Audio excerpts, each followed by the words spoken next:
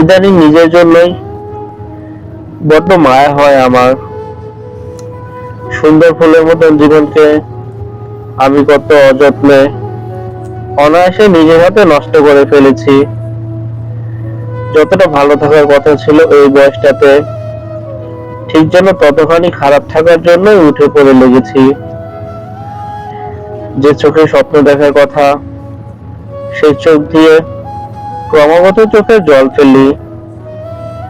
যে ঠোঁটে হাসি লেগে থাকার কথা, সেই ঠোঁটে রাজ্যের সব বিষণ্ণতার দখল। মনটা কেমন যেন পাথর হয়ে গেছে। এই খারাপ থাকার পেছনে কেউ নেই, কারো নাম নেই, কারো বিরুদ্ধে কোনো অভিযোগও নেই। আছে কেবল একটা হাহাকার। কারোর সাথে মন খুলে কথা বলতে না পারার দুঃখ, কারোর সাথে সুখ ভাগাভাগি করতে না পারার দূরত্ব,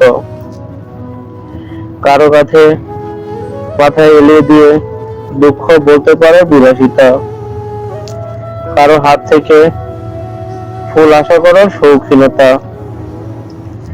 তবে তো সব দোষী আমার। চোখের সামনে স্বপ্নগুলোকে ঝরে যেতে দেখেছি,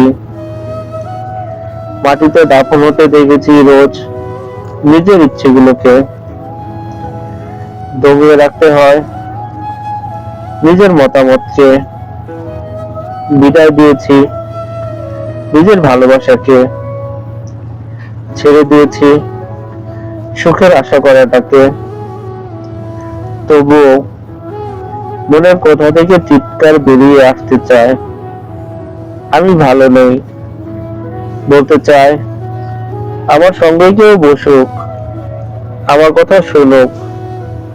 কাউকে জড়িয়ে ধরে বলতে ইচ্ছে করে, আমাকে বাঁচিয়ে রাখো একটু, আমাকে বাঁচিয়ে রাখো।